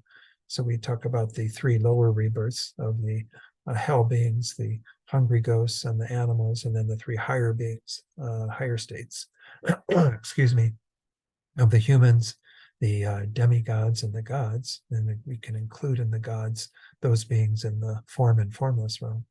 So we wander in all these various realms. Well, as long as this is happening, may we support one another with a single mind. Of course, the single mind of bodhicitta that wants all beings to have kind of their ultimate welfare met, wants them to not just achieve good rebirths within samsara, but to be free from samsara, and moreover, to be free from all obscuration so they can attain the state of Buddhahood. So let's look at what Geshe-la says on this. He says, by way of this, we pray in dependence on the conduct of enlightenment. May I and all the sentient beings, without exception, who have been my parents, become unsurpassedly enlightened at the same time in the abode of Akanishta. It's one way of looking at it, but another way that this can be interpreted is, again, as he says in the next sentence, is also as long as we have not attained that. So it seems to be having kind of both sides, making a prayer that we all actually attain that state of enlightenment in such a high pure land in Akanishta. But as long as we haven't yet attained that, as long as we and others are continuing to go from life to life, we pray, he says, may all the sentient beings who wander due to their actions in the 6 migrations as gods, humans, demigods, antigods, and so forth, pacify thoughts of hatred and the like toward each other, and then wholeheartedly support each other with a single mind. May they help one another reciprocally to quickly complete the great waves of the enlightened conduct. In other words, the single mind and the single goal is to get them all to enlightenment. May we all support each other in achieving that. Kind of a nice vision for the world. Wouldn't it be wonderful if wherever beings were, they were only of that single mind of wanting themselves and others to attain enlightenment? Not there yet, but again, slowly, we're each adopting that mind individually, and hopefully over time, all beings will eventually adopt that mind. Verse 99, continuing with these kind of dedications and aspirations. By the way, they're inserting this here because we're kind of wanting to conclude that whole section. There's another little short dedication at the very end after ultimate bodhicitta. So the Dharma-Rakshita says in 99, when for even the welfare of a single migrating being, we fully enter the 3 bad migrations, again, as a hell being, a hungry ghost, an animal, may we extricate them from the sufferings of the bad migrations without degenerating the conduct of the great beings. So if we have a single migrating being that we have that willingness to go into whatever realm of suffering in order to benefit that one being, may we be able to pull them out of the suffering of the bad migrations without in any way degenerating our conduct, always upholding the bodhisattva conduct, the conduct of the great beings. So Geshe-la says, we pray, when practicing the great waves of the conduct of bodhisattvas, may I possess the desire to go to the abodes of the three bad migrations for the welfare of all migrating sentient beings. Now, this is a very courageous mind, a mind that has that joyous enthusiasm and perseverance, that's willing to do whatever it takes to even benefit one being. He says, for as little as even one louse living and existing on my body, one little louse. Most people if they have a lice infestation, it's quite a few, but if there's even just one louse existing on your body, or one little microbial being that is on your eyelash or your body hairs or wherever, and fully enter the bad migrations joyfully and delightedly, like entering a pleasant garden of the higher states. Having entered those lower rebirths, since the conduct of the great beings is only for the welfare of others, may I extricate migrating beings from the sufferings of those three bad migrations, along with their causes, by means of not degenerating even slightly from that very conduct. May I always uphold the bodhisattva conduct, even in doing these tasks of helping sentient beings to be free of the bad migrations.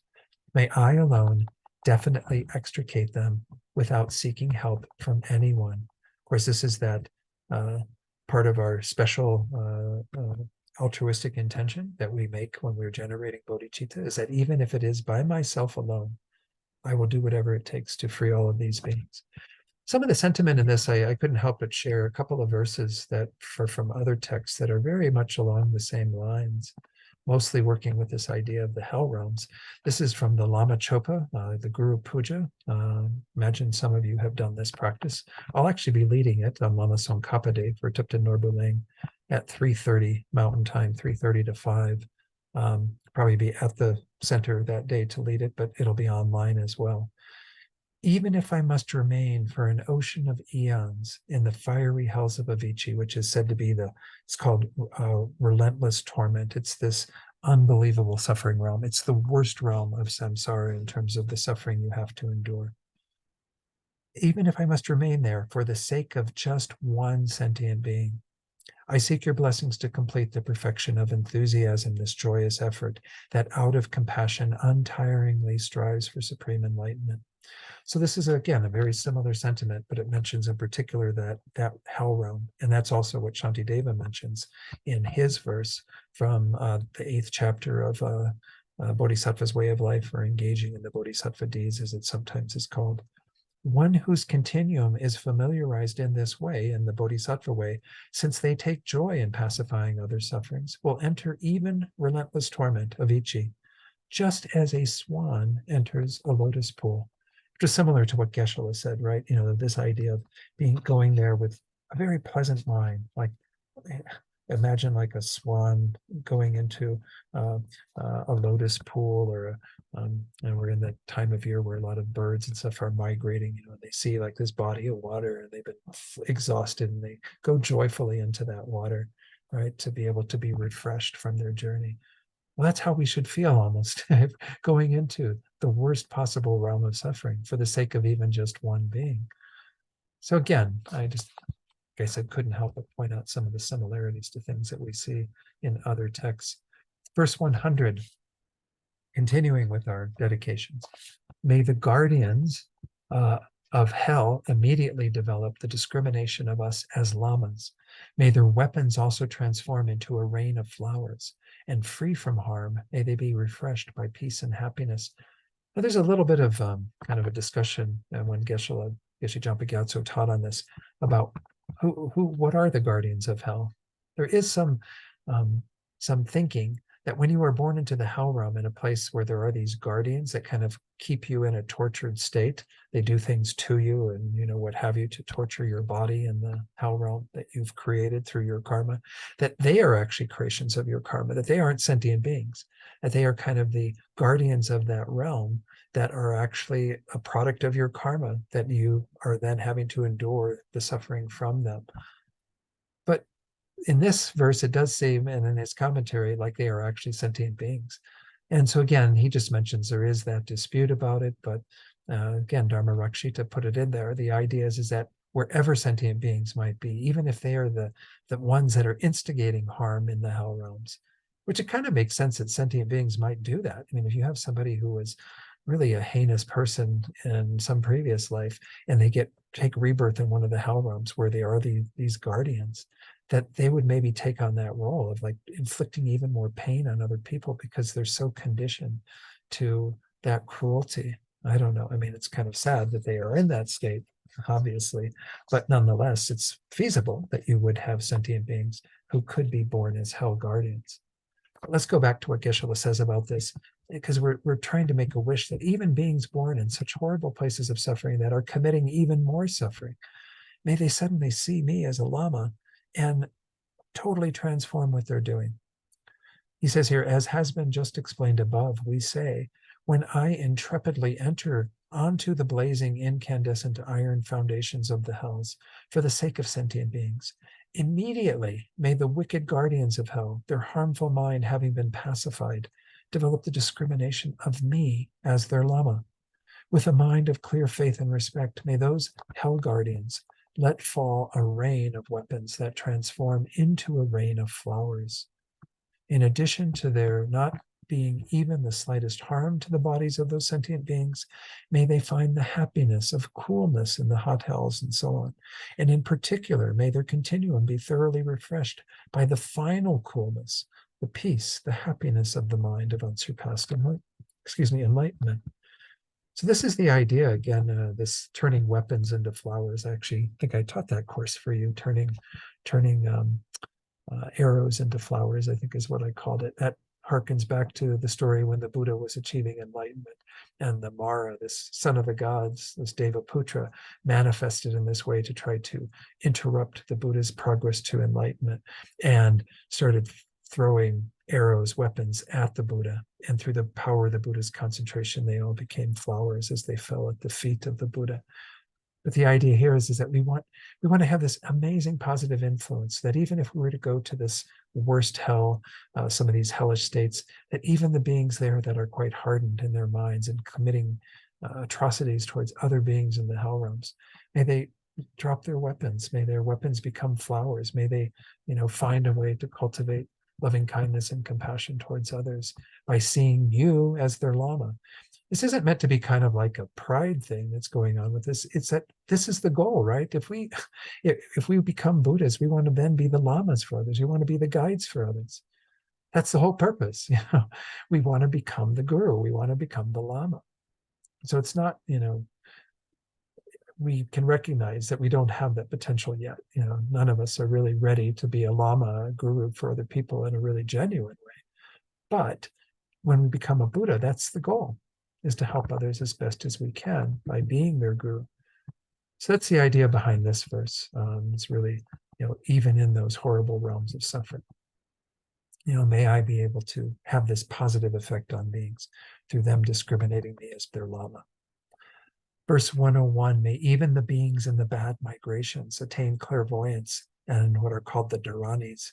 Dharani sometimes is translated as mantra, but it also can be translated as a retention, the ability to retain words and meanings and things that you cultivate through various higher powers. Just as clairvoyance, as we touched on them before, they arise through the force of deep concentration. So we're thinking even those beings in the bad migrations who usually don't have access to those sorts of higher developments through concentration, the mantra, and what have you, may they have those. Then may they take the body of a god or a human and generate the mind of enlightenment, bodhicitta. May they repay our kindness with the Dharma, meaning may they repay the kindness we've shown them by helping them in this way with the practice of the Dharma in their lives. And having taken us as their Lama, rely upon us to help them on their path. That's the whole, again, the circle of enlightenment is that when we become a Buddha, may we be that for others and help them. And they taking us as their Lama, be committed to practicing the Dharma that we give them. Because that's what we want for beings. And that's what our gurus want for us, right? They want us to practice the Dharma that they're giving to us, that they have given to us. So verse 101, he comments saying, in addition, we pray, do to me, may the sentient beings of the bad migrations, while abiding in the bad migrations, obtain even in this very instant the many good qualities of the Dharanis, clairvoyance, and so forth, all these higher level achievements of being able to retain the words that were recited by a holy being or whatever, to have the clairvoyances that are knowing various minds of beings, their thoughts and what have you, all the other clairvoyances.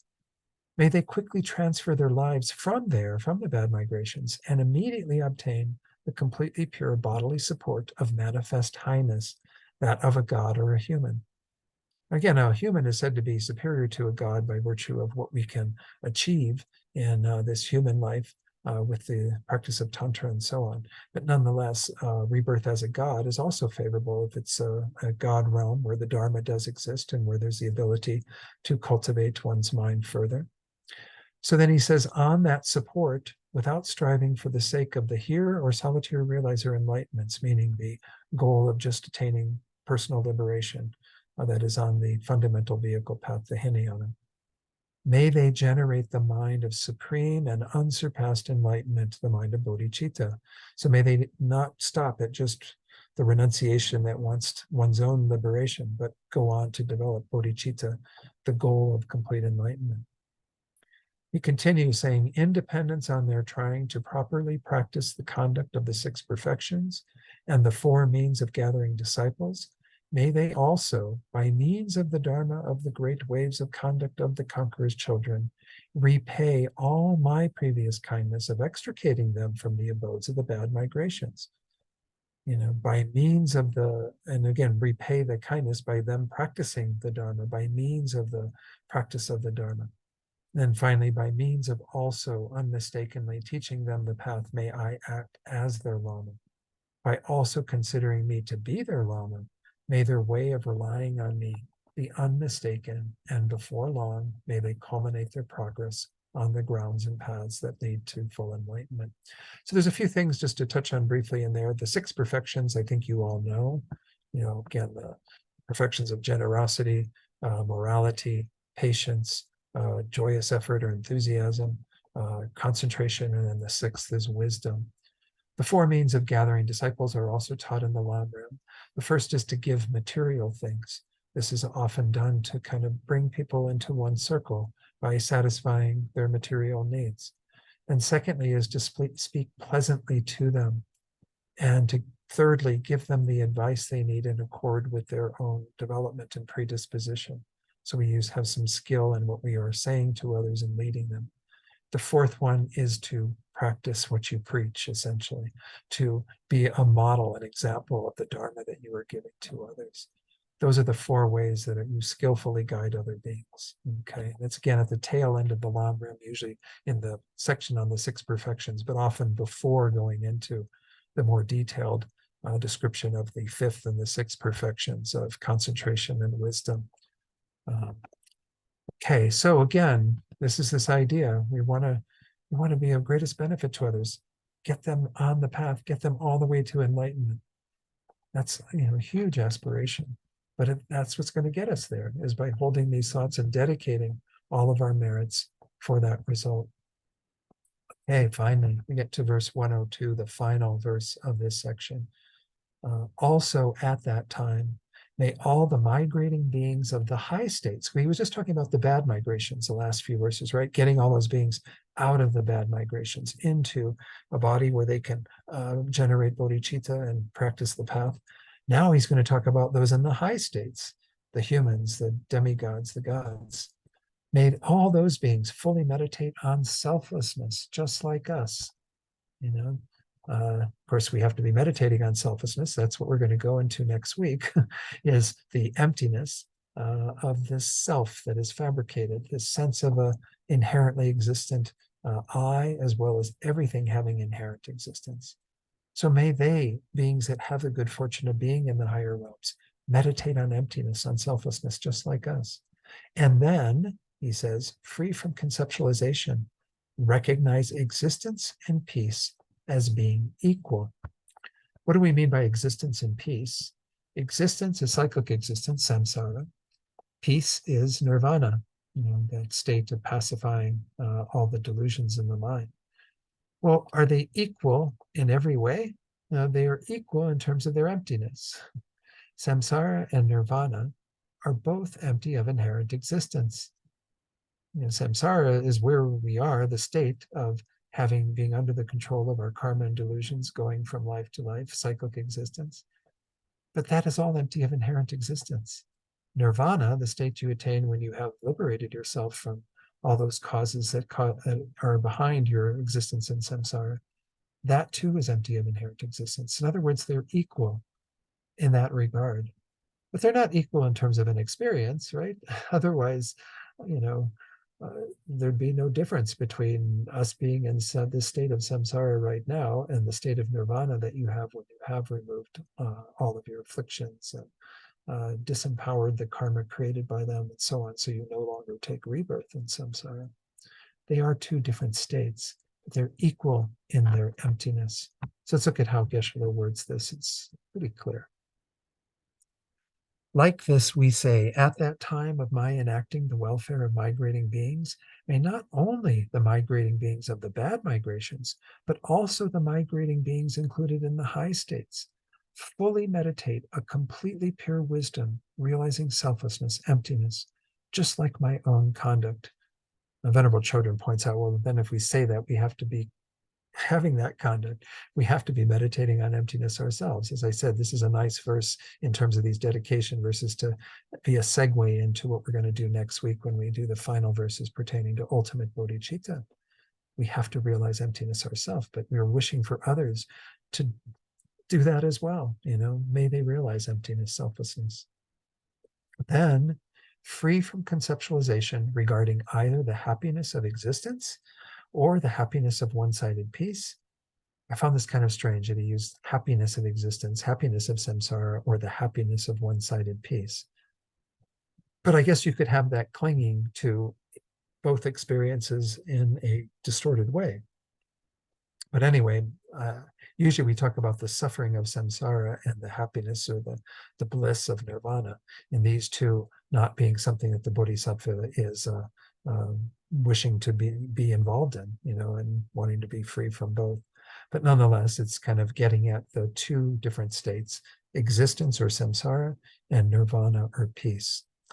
So may they, by means of the non-conceptual exalted wisdom realizing selflessness, and without attachment to either of them, recognize existence and peace, samsara and nirvana, as being alike, in that, except for being mere appearances, they are entirely not established from their own side.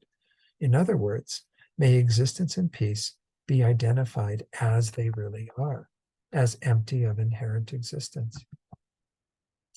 So again, this is kind of the goal we want to arrive at, is to get to a place where we see that all phenomena lack inherent existence. This is the underpinning of our overcoming self-grasping. That self-grasping is the mind that is clinging to everything as inherently existent. We need to see that selflessness that says everything within samsara, even nirvana, even emptiness, all phenomena, everything that exists lacks that way of existing, lacks inherent existence, existing from its own side, existing by way of its own characteristics. This is the final truth that we have to realize, and it is what will undermine the mind of self-grasping that is the other demon. So this is where we're going to go to next week. I didn't really have time. It's just about 8 o'clock, and I do want to give some time for you to discuss this, because there's quite a few questions, because I think there were 2 from last week and 3, I think, on this week's homework, 3 or 4, maybe even 4. But the idea, again, for where we're going in the next, this last part of the text, is we're going to be looking at the sorts of minds that we need to develop that will completely remove, eventually, over time, our self-grasping.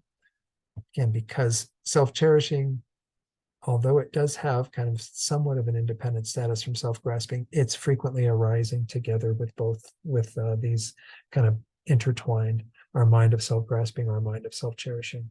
And this is what gives rise to so much of our difficulty and problems. But even when we, are able to get rid of our self-grasping, or self-cherishing, we might still have self-grasping to get rid of. Just as we saw it the opposite way, when we get rid of self-grasping, you might still have some subtle self-cherishing left. So we have to kind of work on both of these, and they both have their separate antidotes. Conventional bodhicitta is based on cherishing others, overcome self-cherishing. Ultimate bodhicitta, which is the wisdom realizing emptiness, conjoined with that conventional bodhicitta that overcomes self-grasping and all the other kind of obscurations in the mind, because that's not the only goal of the bodhisattva, right? To remove self-grasping. They also remove these imprints that are giving rise to the false appearances. So we're going to get into some of this next week. Again, it's a shame we don't have more time to spend on that last part, but I usually teach it as one session anyway, and there are quite a few verses in that section, but you'll get some flavor of working with emptiness. Most of you have had teachings on emptiness before, so I would hope that, it'll complement what you've heard before and just give you the orientation that Dharma Rakshita uses in his verses around emptiness. So, all right. So let me put on the screen the homeworks that we had last week's. Again, we didn't get to tonight. We just covered 89. So the first two lines of 89, and the first two lines of 90. Again, what is being discussed there, and then three for tonight, 91 AB, verse 96, and then that was, I think, one of the first of the dedication ones, and then verse 97. Again, you can talk about other ones if you wish. I mean, I did. There were sometimes when I talked a little more about some of them than others, so you certainly are welcome to, if those are ones that are of more interest to you, by all means do that. But so again, I'm going to bow out and kind of be a fly on the wall, as I usually do, and turn it over to Bill. Thank you, Bill. Oh, wait, are there any questions? Do we need any questions? Anyone have any questions maybe before we start? Okay, well, maybe questions will come up as you discuss. So anyway, enjoy the discussion. Thanks again, Bill. Yeah, I guess if you hear us questioning, just pop in. Okay, I'll do that. So our first verse is 89, A and B. I'll read this one. This is, without being ashamed with regard to sources of shame, we wrongly consider that which is not shameful, the Dharma, to be shameful. The other Geshe's translation, we are never embarrassed when acting disgracefully. Only respectable deeds cause us shame. So this bring up anything for anybody? Kind of this idea that sometimes we're ashamed to be good.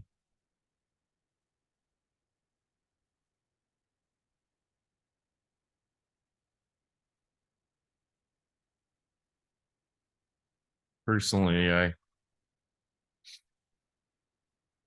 don't know, it's kind of a tough one.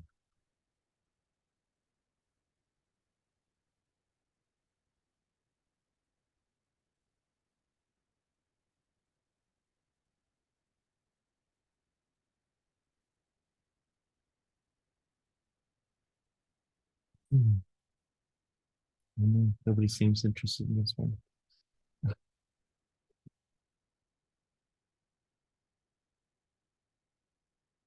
I kind of felt like I'm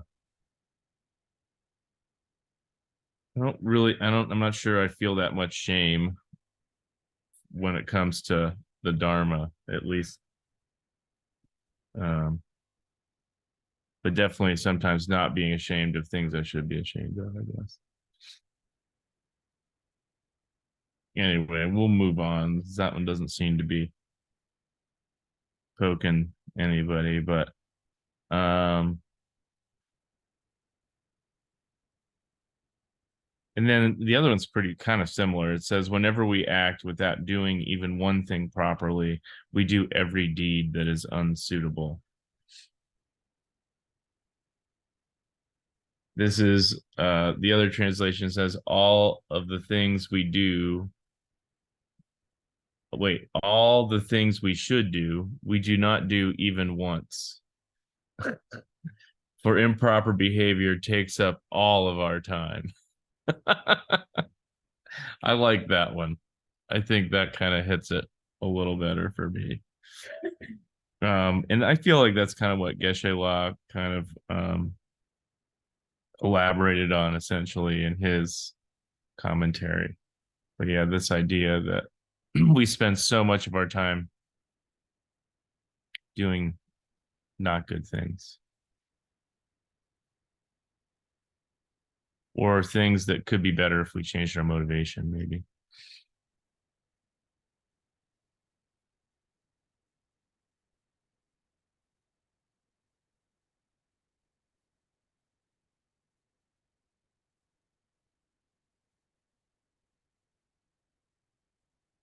Not getting much back from you guys tonight.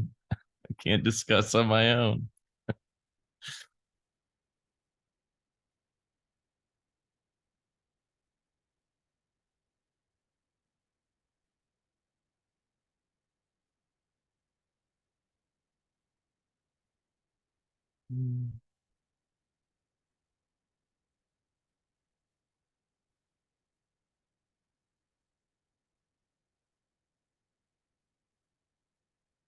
You could come over and talk through my microphone.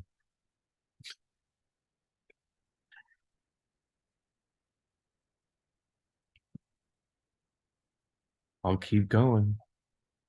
Maybe something will. I think I know somebody's probably got some questions about this one, so maybe this will at least provoke a question. Oh, you who have the force and strength of one possessing the truth body of a Sugata that destroys the insidious demon of the view of a self, you who have a mace as a weapon, the exalted wisdom of selflessness, spin it 3 times overhead without hesitation.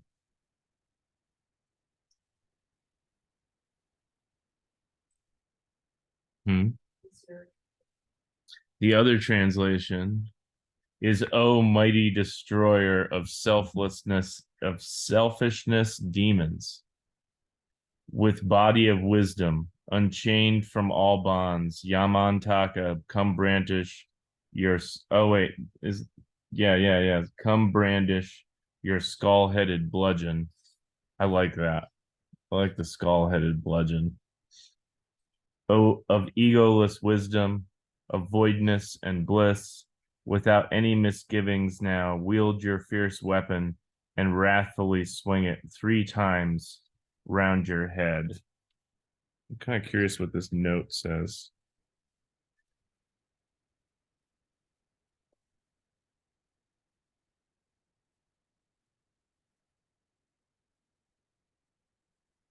Yep. And so this note says, we request Yamantaka to swing 3 times around his head, his skull-headed bludgeon, representing both the wisdom of emptiness, common to both perfection and tantra vehicles.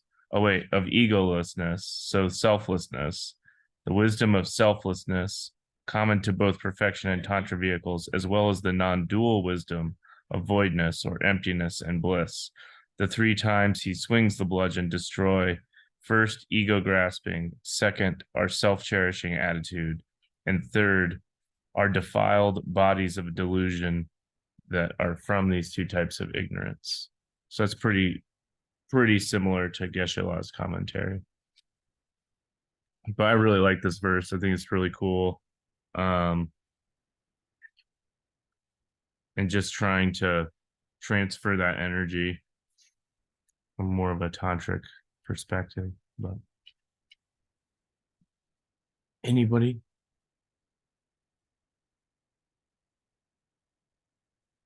I don't know what I can do. I can't give you candy.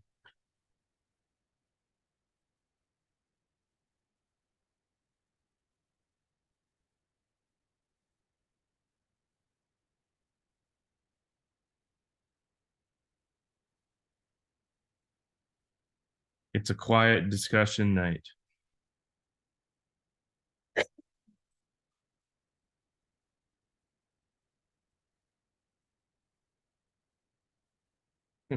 um, yeah. Well, I'll just go over these, so at least we've gone over them a second time. Thus, by taking upon ourselves all that is done in the three times, by the three doors of other migrating beings, just as peacocks possess the splendor of poison, may the afflictions become an assistance to our enlightenment. The idea that taking on all the afflictions that exist.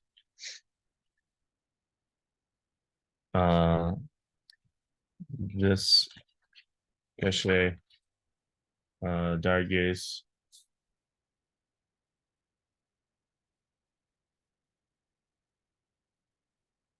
Thus accepting ourselves all deluded, non-virtuous actions that others have done in the past, in the present and the future, with mind, speech, and body, may delusions of others as well as our own be the favored conditions to gain our enlightenment, just as the peacocks eat poison and thrive.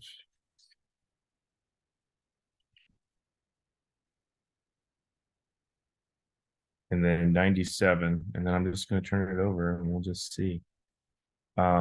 Is by giving our roots of virtue to migrating beings, just as a crow that has eaten poison is cured by medicine, may we uphold the life of liberation of all beings, and then may we quickly attain the Buddhahood of a Sugata.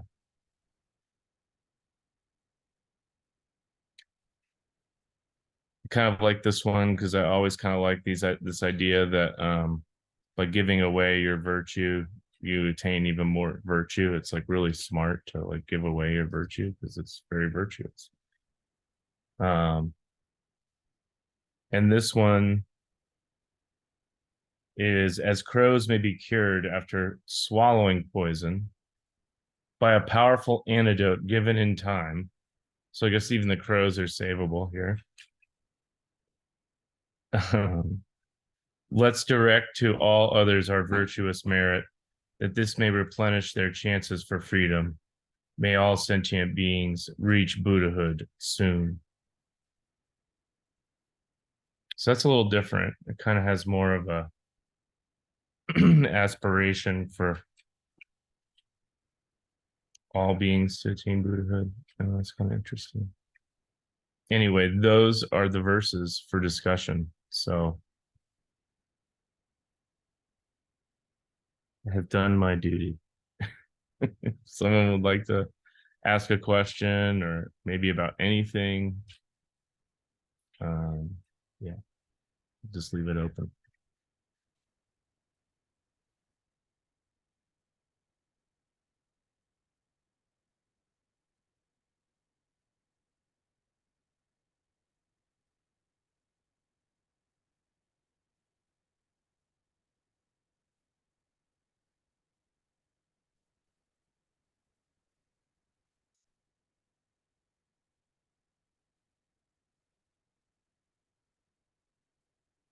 People ate too much turkey.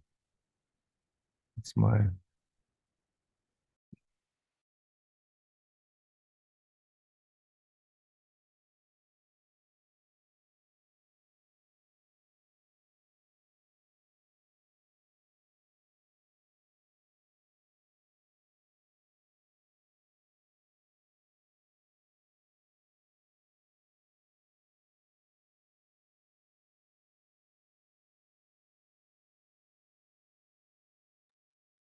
Sorry about that. I was checking your weather the other just a short while ago. We're having it's cold cold. temperatures up there right now. Yeah. It's quite cold. And yeah, it's Maybe kind of that's tough what's maybe for that's what everybody. maybe that's what's getting in the way of everyone discussing tonight. It's too cold. Yeah, Frozen it's brains. been cold No, no, and thank no you, Bill. snow. Thank you, Bill, for See, I your gave it valiant effort. valiant effort. I mean, I think these are some really cool verses. Well, hopefully everyone understands them well then, and they didn't need to discuss. So, but yeah, again, I think you got across the points, and it is nice to share. Appreciate that you do that, share the alternate translations. Because I mean, when they put this one together here, that John Landau and a few other people were involved in, Alex Berzin, I think they enriched it by adding in commentary. So it's not a direct translation word by word, line by line, but it has an element of commentary to it as well. So it's kind of nice. Yeah, they have a lot of footnotes. Mhm. So a lot of the things that I feel like Geshe-la expands upon in his commentary um, are usually some of those more specific concepts are marked by footnotes, and then there's like a little. I have like a print out copy of it Oh, okay. that we got when Venerable Chudrin taught this several years ago. Oh, wow. It's been a Cool. while. Yeah.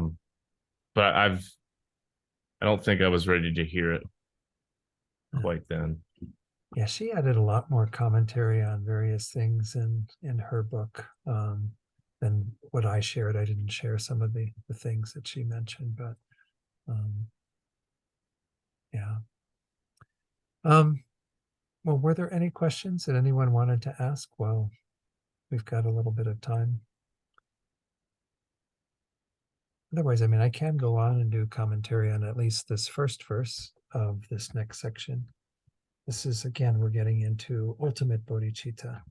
And so let me put on the screen. I think if we're going to talk about ultimate bodhicitta, people will probably have questions.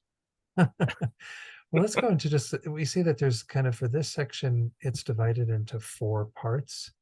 Again, as it says there under ultimate bodhicitta, these are verses describing wisdom practices aimed at attaining enlightenment for the sake of sentient beings.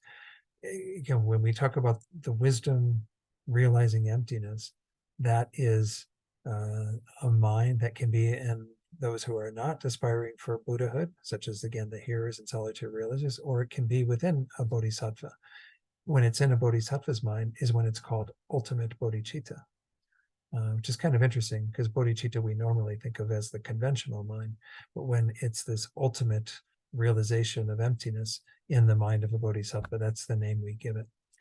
Again, this is the antidote to self-grasping. And as I said, there's one little final verse of dedication at the end of all of this. Let's go to verse 103. It's called here, how the results of practice will be attained ultimately. So meaning, like, as we dedicate ourselves to overcoming not just self-cherishing, but self-grasping, we will eventually attain the state of complete enlightenment. So Dharma-Rakshita says, if we do that, everything that we talked about previously, remember the previous verse was saying we're going to, cultivate this wisdom of emptiness and so on, selflessness, be free from conceptualizations, free from all of the fabricated thoughts of inherent existence and so on, see samsara and nirvana as equal in their lack of inherent existence. Well, if we do that, we will destroy this enemy. If we do that, we will destroy conceptualizations.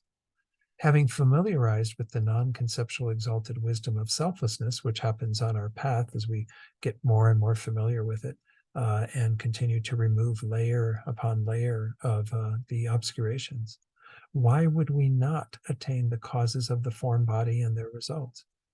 The form body being the result of the causes of the form body. So Geshe-la says in his commentary, by viewing self-cherishing, as explained many times before, to be our enemy, if we properly practice the methods for ceasing it, we will destroy this enemy. If we practice, as has also been explained before, we will destroy conceptualizations. Conceptualizations is again, we've seen this word batted around, this namdak.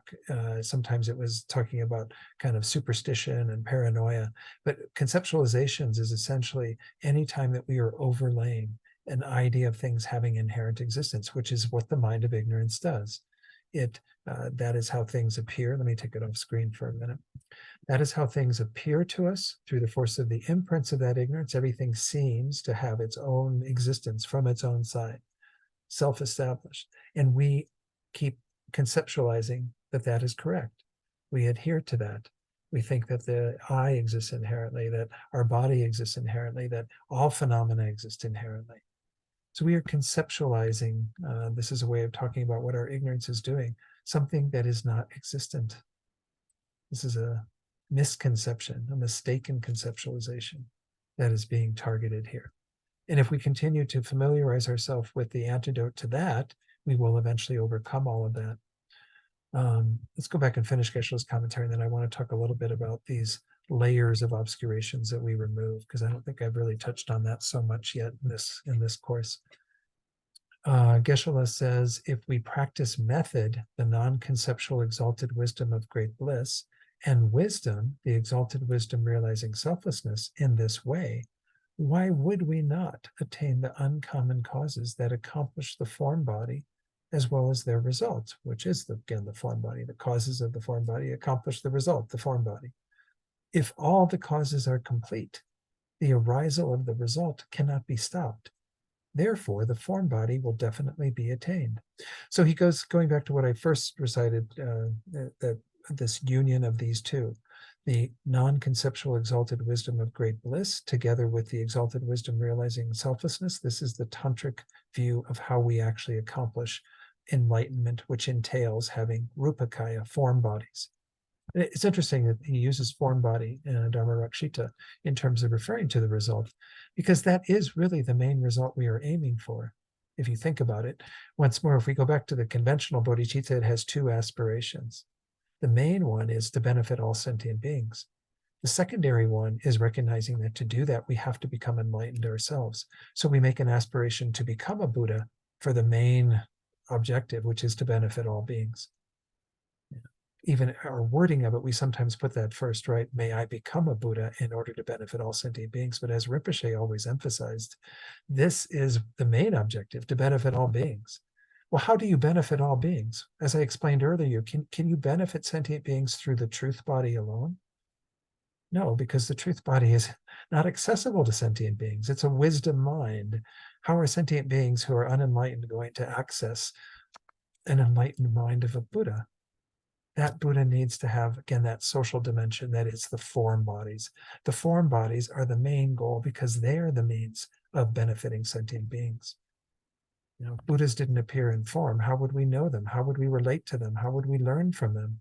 How would we receive empowerment from them? Again, you have to have both there in order to accomplish it. But the main objective for the Buddhas and the Bodhisattvas on the learning path is to achieve the form body, because the form bodies are what will allow them to be able to be a benefit to others. And of course, those are empowered by the truth body, by that wisdom mind that knows all phenomena, and that omniscient mind. You have to have both together. But again, we can think of the main result being the form body. Let's finish off what Geshe-la says here, and then I want to go back to a chart that I had shared with you earlier in this course from Venerable Children's book. So it says, if all the causes are complete, the arisal of the result cannot be stopped, right? This is kind of like, you know, whenever we have all the causes in place, the result's going to come, whether you want it or not. Well, of course, we do want it, because obviously we've been cultivating the mind that wants it since we entered the Mahayana path. But when all the causes are complete and you get to that final moment where you actually cross over and become a Buddha, it'll definitely be attained when all that has happened. There'll be nothing stopping it, because we will have put all the causes into place. All right. Just like physically, if you put all the causes in place for a fire to start, you have the fuel that will be able to burn, you have the match that will allow it to start the fire, you have the protection from the wind so that the match won't blow out or whatever. If everything's in place, the fire will come without a doubt. If there are causes that are against the fire being lit, well, then obviously it won't happen. If, you know, the fuel is wet, if the wood is soaked and, you know, therefore is not able to catch fire. So again, verse 103 starts us in this section with this initial line, how the results of practice will be attained ultimately. We just went through this verse in Geshe-la's commentary. What I wanted to do was go back to this chart. Remember that this is how we talk about things in terms of from left to right, how we are first having a basis for our practice. The basis is the two truths. we've been so far mostly working with conventional truths, which includes, of course, sentient beings and compassion and all the other things that are a part of our conventional world. They're not related to the wisdom of emptiness. Ultimate truths are the emptiness of the conventional truths. So again, everything is based on this sort of foundation of the two truths, of phenomena that exist. And as we see in the end, they exist through mere designation, mere imputation. We're going to look at that next week. And the emptiness of those phenomena, the fact that they don't have any inherent existence. Again, conventional truths give rise to the method aspect of the path. This is where we use all of that knowledge of, sentient beings existing and what have you as the foundation for our developing the understanding of the path, the bodhicitta, all those various things. The wisdom aspect of the path is cultivated on the basis of ultimate truths, the understanding of emptiness of phenomena that exist conventionally. The principal enemy that is vanquished, we've been working with primarily targeting the self-centered attitude through focusing on conventional truths, conventional behavior, what have you, and the method side of the path. That entails, all these other practices that are in the next column: renunciation, compassion, bodhicitta, generosity, morality, fortitude, perseverance, whatever. Whereas the principal enemy that's vanquished on the wisdom side is our self-grasping ignorance. And that's done through meditation on emptiness. By means of those two practices, you cultivate the collection of merit, or as Rinpoche would often call this, the collection of virtue, and the collection of wisdom. Those are the two accumulations that become the two respective main bodies, the wisdom becoming the truth body, the merit becoming the form bodies, which again are the enjoyment body and the emanation body. Those are the resultant bodies of a Buddha. So oftentimes we narrow this down to basis, path, and result.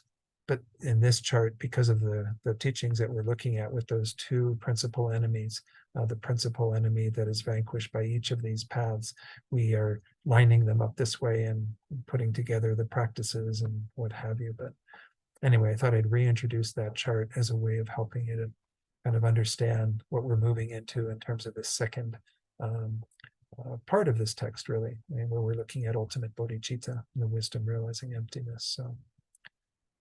So again, as Dharma Rakshita said, once all the causes are in place, the result will come.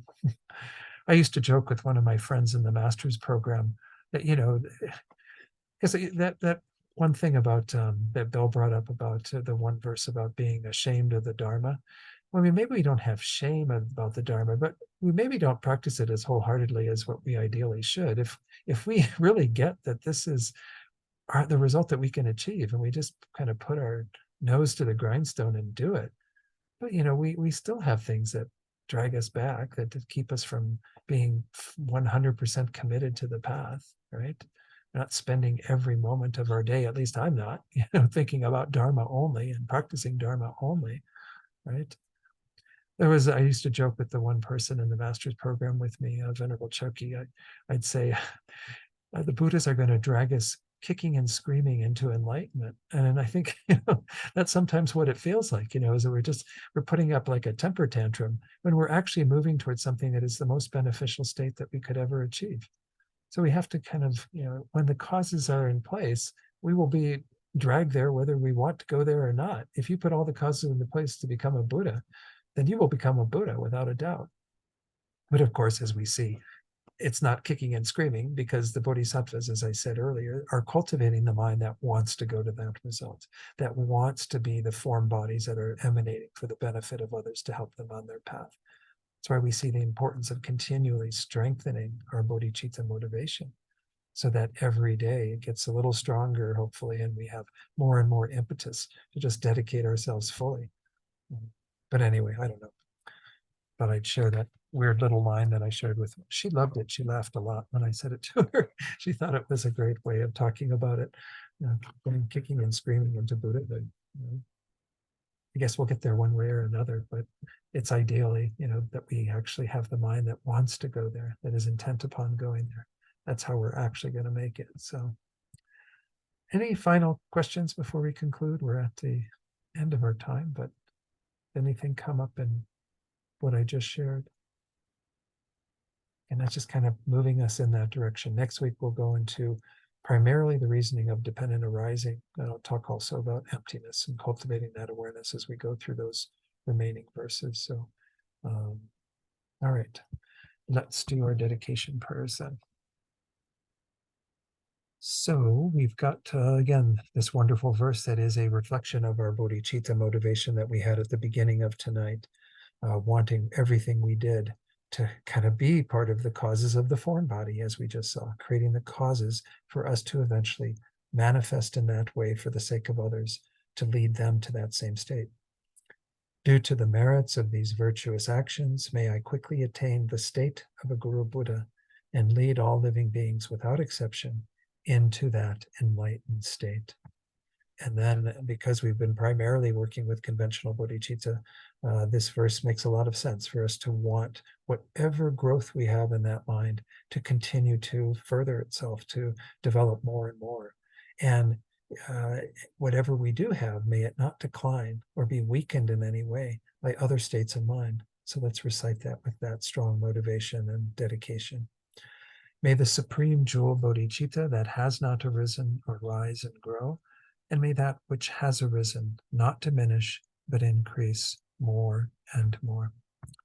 And then the prayers for our precious teachers, again, seeing that we need these gurus, just as we talked earlier tonight in that one verse, how we want to become lamas for the beings in the hell realms or for all beings. Well, these are the beings who are dedicated to doing that for us. They're the ones that we have to rely upon, that we have to follow the advice of, and we need them in this world. So as we recite the first line, stanza there, pertaining to His Holiness, think that we're creating the causes for all the gurus that exist in this world, in whatever world, to continue to have good health, long lives, and for have all their holy wishes be fulfilled immediately. The wish-granting, wish-fulfilling jewel, source of every single benefit and happiness in this world, to the incomparably kind Tenzin Gyatso, I beseech, may all your holy wishes be spontaneously fulfilled. And then, of course, with Lama Zopa Rinpoche having exited from that form in this world some months ago now, we want to continue to create the positive energy from our side, seeking his reincarnation to come as swiftly as possible to benefit ourselves and others who are in this world. Peerless teacher and assembly of the children of the victorious ones, Shravakas and Pratyeka Buddhas, victorious Losang, father and sons, along with the lineage masters, all the objects of refuge of infinite lands, please bestow the virtue and goodness of accomplishing this prayer here and now. Holding and spreading the Muni's precious and complete teachings through explanation and practice, you wore the armor of patience that is never discouraged. Incomparable Venerable Guru, to you I make request. While striving single-pointedly for the sake of the victorious one's teachings, the sole gateway through which all benefit and happiness emerge, and for mother living beings, you suddenly departed to peace. What a great loss. Nevertheless, through the undeceiving truth of the blessings of the ocean of the three jewels and the great waves of bodhicitta of the children of the victorious ones, may the smile of a reincarnation swiftly beam in glory for fortunate disciples. Let's dedicate then for beings that we're holding in our hearts. Again, we all have individuals that we know who are going through difficulties right now, whether they be obstacles to their well-being, sickness, illness. Perhaps we know some beings who have died or who are dying at this time. Whoever it is, send that positive energy out to them, but even also beings whose situation moves you at this time, such as in parts of the world, again, where there's great strife or suffering. Because you have a kind of your heart opening to them, share this positive energy with them in that spirit of Tonglen, giving it to them completely. May they benefit from receiving that by having all their suffering removed and all the causes for true happiness materialize for them immediately. And may all beings have the same result through what we have done here tonight, be completely free of suffering and achieve the highest state of well-being, fearless Buddhahood. Okay, thank you all so much. It's kind of sad we're coming to the end of this text, but we'll get one more session and we'll conclude everything then. But thank you, Bill, again for leading discussion, the single person discussion. And thanks, Colleen, for hosting everything. And thank you all for being here. I'll see you next Tuesday. Be well. Okay. By the way, I might